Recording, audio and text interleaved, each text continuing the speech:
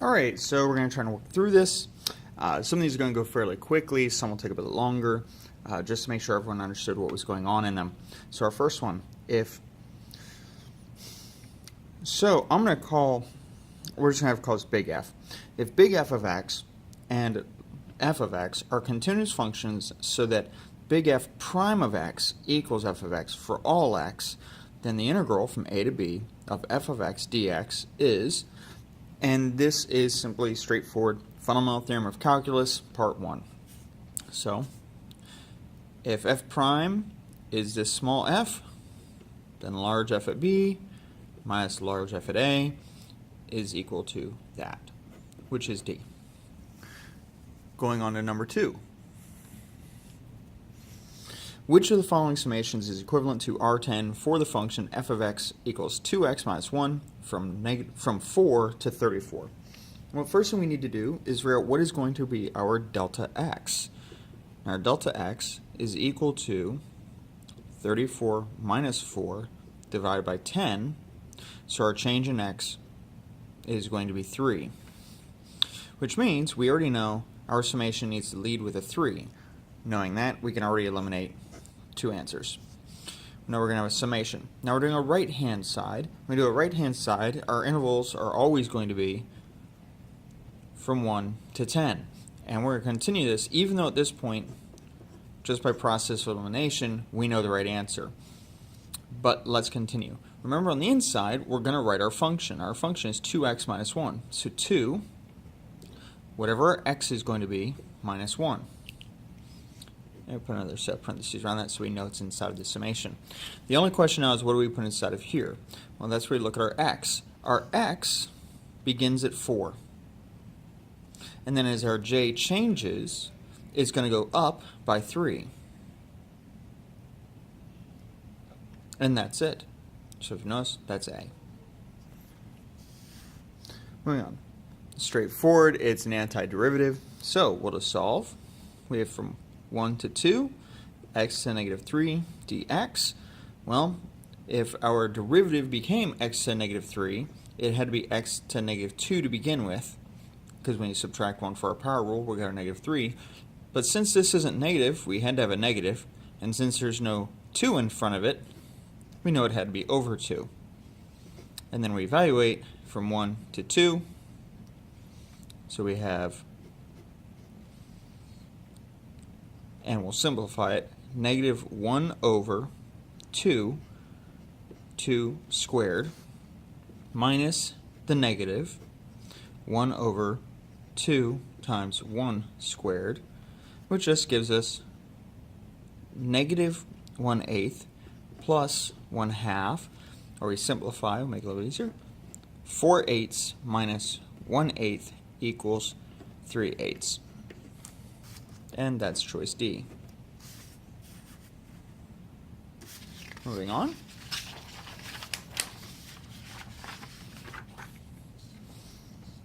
Okay. Again, straightforward. We're going to do an indefinite integral, so we're just going to get our antiderivative. The nice thing about our exponential function of e to the 3x is we know the derivative of e to the 3x is going to be e to the 3x times the derivative of 3x, or times 3. But notice, there's no 3. So it had to be over 3. And if we look, and then of course, because we don't have limits, we have to add our constant, which tells us we have b, 1/3 e to the 3x plus c. Now, if you're wondering why I don't have a c over 3 or something like that, it's because the 1/3 times c, we just turned into a different constant. So it's still just a constant. Okay. Now, we have our next one. The indefinite integral of 1 over 1 plus x squared dx. This is one of the forms that, honestly, at this point, you just need to have memorized. This is inverse tangent. Now we have another, but this time we have a definite integral.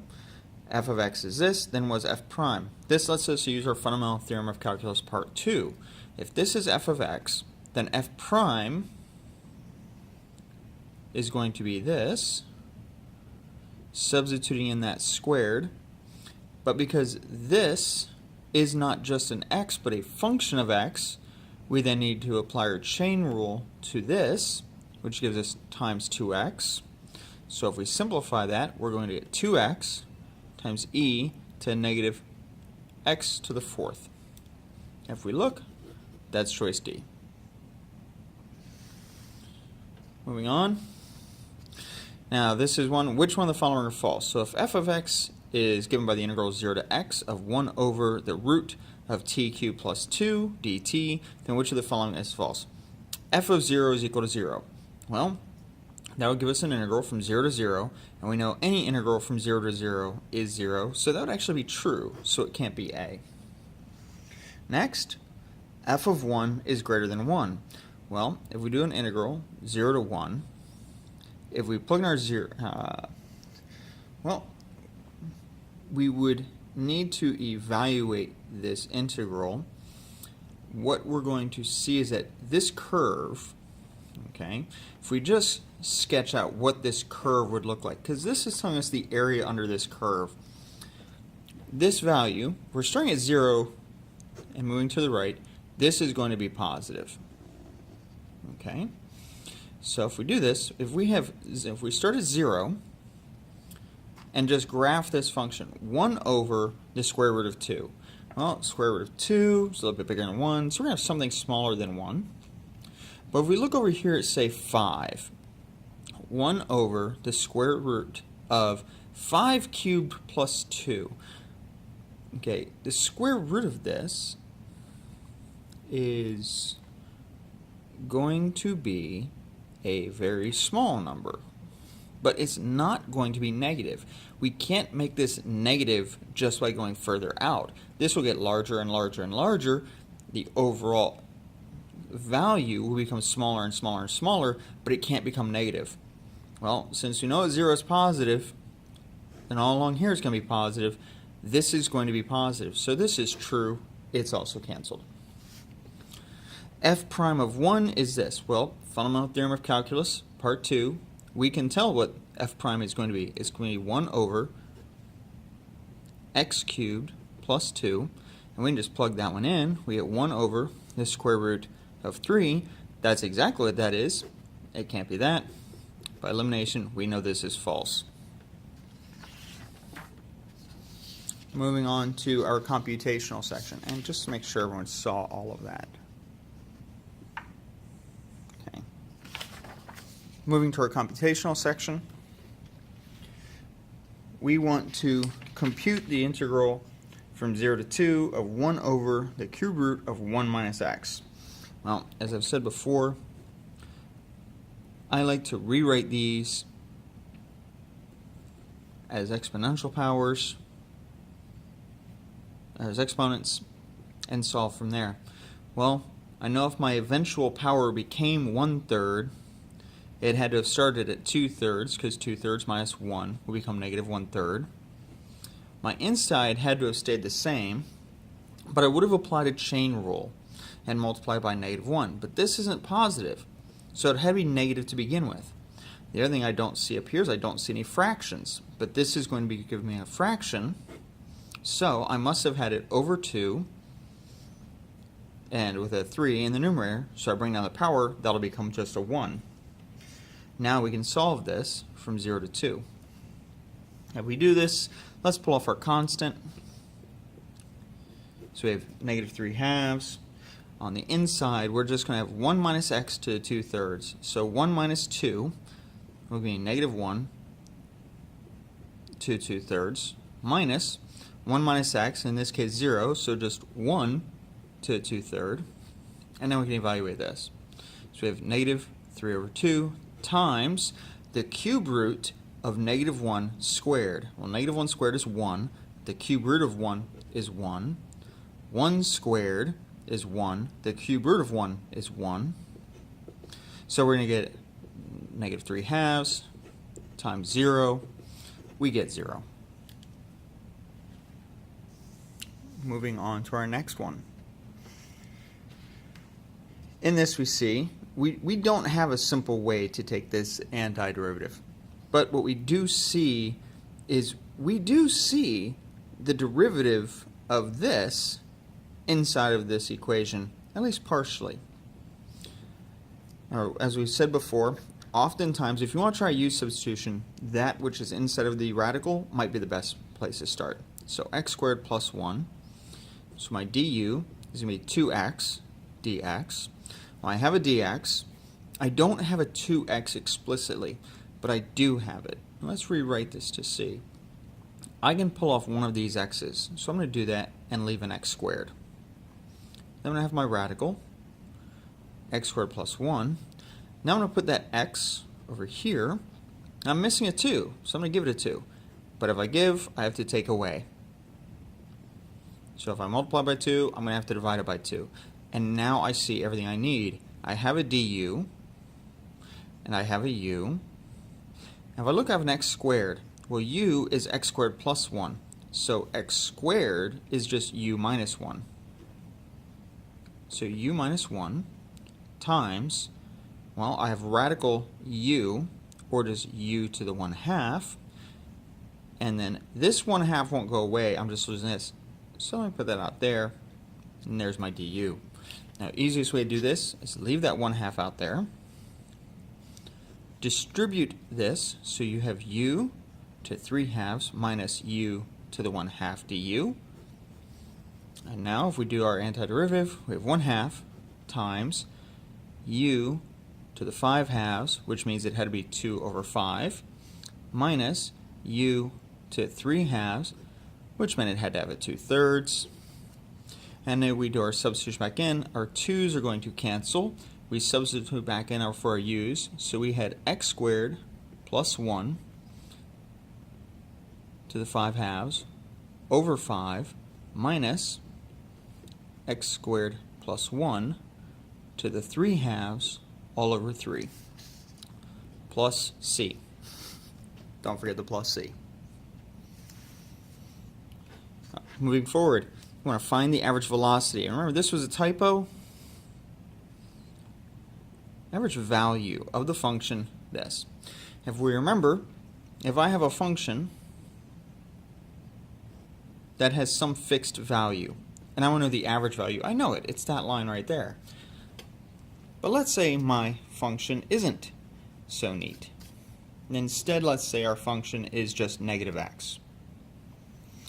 Well, we go from 0 to 1. Remember, this is not this question, this is the example. I know the area of this. The area of this is 1/2. That's over 1. Well, if I look though, my average value is going to be this area divided by this value, in which case 1, which still just gives me 1/2. So that if I was to graph that, the area enclosed by this at 1/2 to 1 is equal to the area of this. I now have a fixed average value. So I just kind of, as we described in class, we smashed this down, which ended up pushing the other side up and gave us a nice little rectangle. So in order to find our average value, our first question is, how long of a domain are we working over? Well, -1 to 3. We have a domain of 4. So we know our final answer is going to be divided by 4 or times 1/4. Now we need to know what this is. What is this area? And the integral gives us that. So the integral from -1 to 3 of t squared minus 1/3 t cubed. Well, if we evaluate this, this gives us t cubed over 3 minus t to the 4th over 12, evaluated from -1 to 3. And after you do a little bit of work, plug in the 3's, plug in the -1's, what you're going to find is that and then multiply by 1/4, you're going to get 2/3. And yes, I did do all of the work to get that. I just did it ahead of time. So it's a little bit of arithmetic.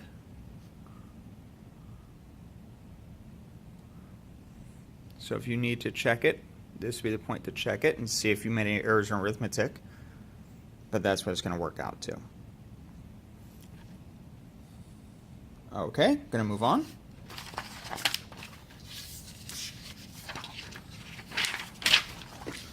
Last two. So we have the acceleration of a body moving in a straight line. It's given by the function a of t is 8 minus 6t. The velocity of the body is 25 meters per second at t equals 1. Find the velocity at time t. Well, if you remember it, we have acceleration with respect to t is given to us at 8 minus 6t. Well, velocity and acceleration have a nice relationship. The derivative of velocity is acceleration. So the antiderivative of acceleration is velocity. And this is a nice formula. So it's just going to give us 8t minus 6t squared over 2. Well, that's going to be 3t squared plus c. Now we want to find out what that c is. Well, they gave us not an initial velocity, but they did give us a velocity. So we know v at 1 is equal to 25. And that has to be equal to 8 times 1 minus 3 times 1 squared plus c, which gives us 25 equals 8 minus 3, or 5, plus c. C has to be equal to 20.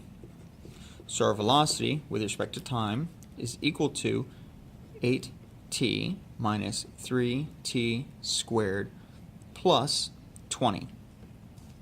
And what this also tells us is that given enough time, our velocity is eventually going to be negative.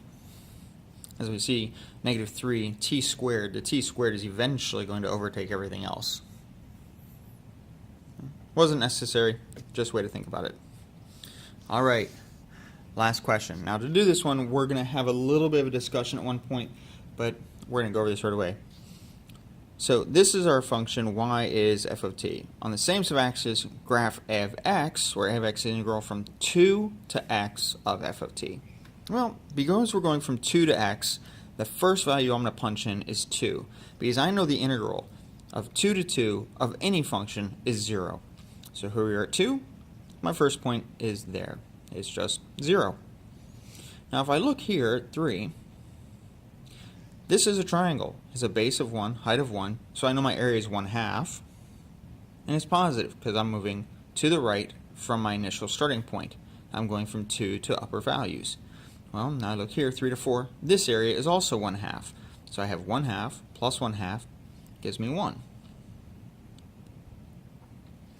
I go forward, one more unit. This is negative 1/2, so I'm back down to 1/2. And now we run into the interesting part. I go to 6. So I have another negative 1/2. That's going to bring me to 0. But then I have another entire unit, 1 by 1. So it brings me here. And this is what we want to get to. This is a very important step right here. Remember, we're doing the integral of this. Now if I look at this line, this is linear. It happens to be negative x. Well, if I integrate negative x, I don't get a linear equation out of it. I get x squared over 2 plus some constant, depending just which one it was originally. You notice this does not grow in a linear fashion. This will not be a straight line. In fact, it will be more like a parabola. So your line should be curved. And here, what we saw was what we gained is what we gained again, but what we gained from here to here was not the same as what we gained. And let's just say this unit is 1/5 of the total area. This last fifth is not equal to the last 1/5, so the rate of increase is decreasing. So again, we're still curved. We're not gaining in a linear fashion. And in fact, here we don't gain very much. Here we gain a whole lot. So the rate was increasing. I'm going to erase that and redraw that. Make that a little nicer. So remember, the rate at which we were gaining value is increasing until we got to this point. So we had increasing how much we're gaining. And at this point, we were still increasing, but we were decreasing the rate at which we were increasing. If you remember, we have names for those, but I will leave that to you to remember what that is. It wasn't part of the test, but that's how you can picture that happening. Now we go over to here, except here is the trick, and you have to notice this. we were going from 2 to x. And if we're going from 2 to x, that's fine. But if we go from 2 to the left, we need to add a negative to our area because, well, you can think of it as we're going in the wrong order. Well, this area is negative 1/2, but we have to add the negative sign to it so we get a positive 1/2 instead.